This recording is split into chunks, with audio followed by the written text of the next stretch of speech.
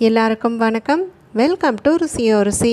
இன்றைக்கி நம்ம ருசியோ ருசி சேனலில் பார்க்க போகிறது வரக்கூடிய வைகாசி விசாக திருநாள் அன்னைக்கு முருகப்பெருமானை மகிழ்விக்கக்கூடிய எந்த மாதிரியான மங்கள பொருட்கள், அதுவும் குறிப்பிட்டு ஒவ்வொரு ராசிக்காரர்களும் பூஜையின் பொழுது பூஜை அறையில் குறிப்பிட்டு வைத்து வணங்க வேண்டிய முக்கியமான பொருள் என்ன அப்படிங்கிறதுக்கு உண்டான அனைத்து விதமான தகவல்களையும் தான் நம்ம இன்றைக்கி இந்த பதிவின் மூலிமா தெரிஞ்சுக்க போகிறோம். வீடியோவை எங்கேயுமே ஸ்கிப் பண்ணாமல் பாருங்கள். அப்போ தான் எந்த ஒரு சின்ன தகவலையுமே நீங்கள் மிஸ் பண்ணாமல் தெரிஞ்சுக்க முடியும். இப்போ நம்ம ஸ்டார்ட் பண்ணிடலாம். பொதுவாக ஒரு சில குறிப்பிட்ட நட்சத்திர தினங்களில் பூமியில் பிரபஞ்சத்தினுடைய சக்தியின் ஆற்றல் அதிகரிப்பதாக சொல்லப்படுது. அப்படி அந்த ஆற்றல் அதிகம் இருக்கக்கூடிய நாளன்னைக்கு நம்ம மனதை இறை வழிபாடுகளை செலுத்தணும் அப்படின்னு சொன்னாலே கண்டிப்பாக அதனால் நமக்கு மிகுதியான பலன்களானது கிடைக்கப்பெறும். எப்படி இந்த மார்கழி திருவாதிரை, மாசி மகம், பங்குனி உத்திரம், ஆடி கிருத்திகை, இப்படி இந்த வரிசையில் தான் வைகாசி விசாகம் அப்படிங்கிறது தெய்வ வழிபாட்டுக்கு உகந்த நாளாக பார்க்கப்படுது. அதுலேயும் குறிப்பாக முருகப்பெருமானுக்குரிய வழிபாட்டு தினம் அப்படின்னு சொல்லி பார்த்தா இந்த விசாக நட்சத்திர திருநாள். இப்படி இந்த நாளன்னைக்கு முருகப்பெருமானுடைய அருளை பெறணும் அப்படின்னு சொல்லும் பொழுது கண்டிப்பாக இப்போ நான் சொல்லக்கூடிய விஷயங்களை கட்டாயம் கடைப்பிடிங்க. புராணங்கள் படி விசாகன் அப்படின்னு சொல்லப்படக்கூடிய அரக்கனை இந்த மாதத்தில் முருகப்பெருமான் வதம் செய்ததால தான் விசாக மாதம் அப்படின்னு சொல்லி இந்த வைகாசி மாதத்தை சொல்லுவாங்க.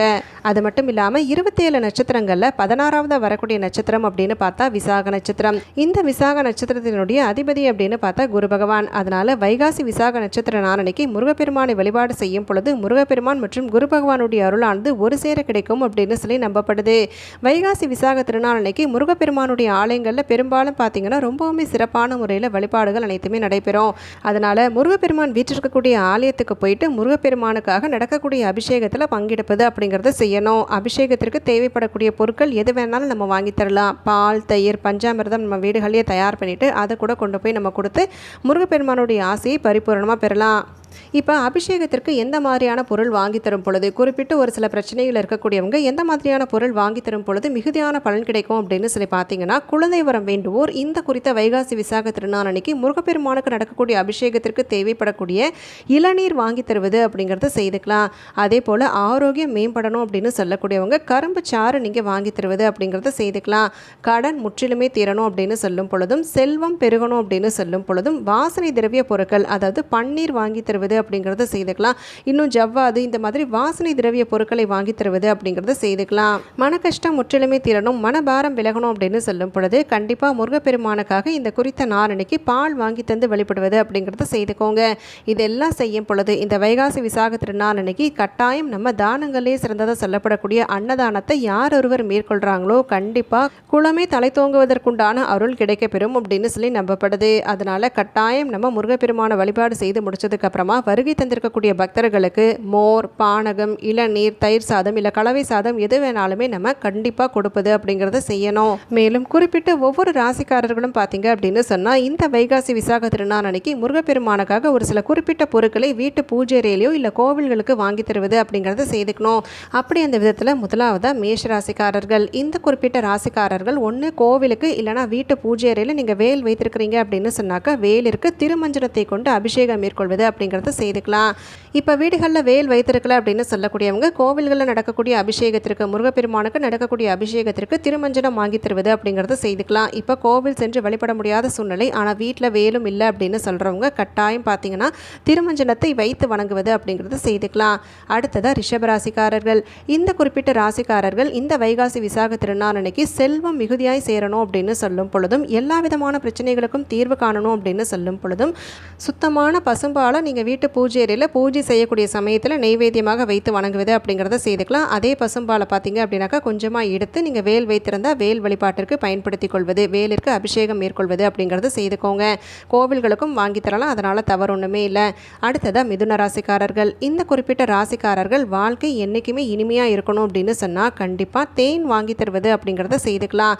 ஒன்று தேனை நீங்கள் வீட்டு பூஜை அறையில் வைத்து வணங்குங்க, இல்லை கோவில்களுக்கு வாங்கி தருவது அப்படிங்கிறத செய்துக்கோங்க. அடுத்ததாக கடகராசிக்காரர்கள். இந்த ராசிக்காரர்கள் கட்டாயம் நீங்கள் வாங்கி தர வேண்டிய ஒரு பொருள் இல்லை பூஜையில் இடம்பெற வேண்டிய ஒரு பொருள் அப்படின்னு பார்த்தா வாழைப்பழம். வாழைப்பழத்தை நீங்கள் ஒன்று பஞ்சாமிரதமாக தயார் செய்திருந்தாலும் சரி, இல்லை தனித்து நீங்கள் வெற்றிலை பாக்கு, பூ, பழம் வைக்கும் பொழுது அதில் வாழைப்பழம் இடம்பெற்றிருந்தாலும் சரி, ஆனால் கண்டிப்பாக நீங்கள் பூஜை செய்யக்கூடிய சமயத்தில் இந்த வாழைப்பழம் இடம்பெறணும்.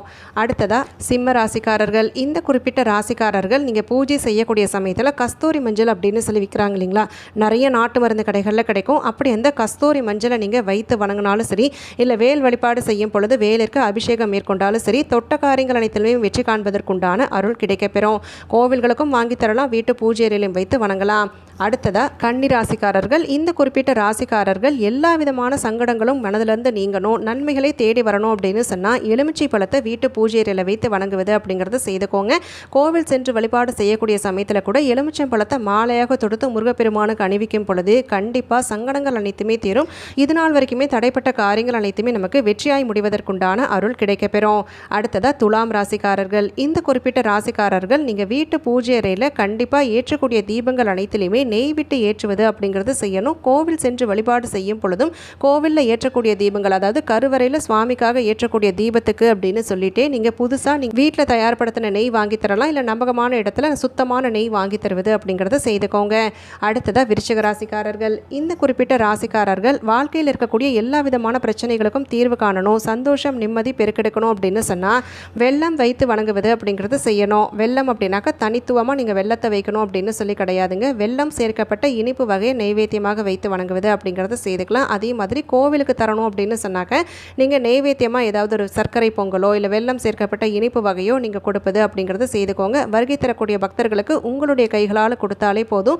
நீங்கள் என்னெல்லாம் நினைக்கிறீங்களோ அது அனைத்துமே ஈடேறுவதற்குண்டான அருள் கிடைக்கப்பெறும். அடுத்ததாக தனுசு ராசிக்காரர்கள். இந்த குறிப்பிட்ட ராசிக்காரர்கள் நீங்கள் வைகாசி விசாக திருநாள் அன்னைக்கு வீட்டில் பூஜை செய்யக்கூடிய சமயத்தில் முக்கணிகளில் ஒன்றாக சொல்லக்கூடிய பலாப்பழம் இருக்கு இல்லைங்களா, அந்த பலாப்பழத்தில் 1-2 சுளைகளையாவது வைத்து வணங்குவது அப்படிங்கிறத செய்யணும். தீராத கஷ்டங்கள் அனைத்துமே தீரணும், ஆரோக்கியமான வாழ்க்கை வாழணும் அப்படின்னு சொல்லும் பொழுது கண்டிப்பாக இந்த குறிப்பிட்ட நாளன்னைக்கு பலாப்பழத்தை வைத்து வணங்குவதாலேயே எல்லா விதமான நன்மைகளும் நம்மளை வந்தடையும். கோவில்களுக்கு தரும் பொழுது வருகை தரக்கூடிய பக்தர்களுக்கு பலாப்பழத்தையும் தேனையும் கலந்து கொடுப்பது அப்படிங்கிறத செய்துக்கலாம். அடுத்ததா மகர ராசிக்காரர்கள். இந்த குறிப்பிட்ட ராசிக்காரர்கள் கட்டாயம் இந்த நாளன்னைக்கு வீடுகளில் வேல் வைத்திருக்கிறீங்க அப்படின்னு சொல்லும் பொழுது வேலிற்கு அன்னாபிஷேகம் மேற்கொள்வது அப்படிங்கிறத செய்துக்கலாம். இப்படி நம்ம செய்யும் பொழுது கண்டிப்பாக ஏற்படக்கூடிய எல்லா விதமான மனக்கசப்புகளும் நீங்கும்.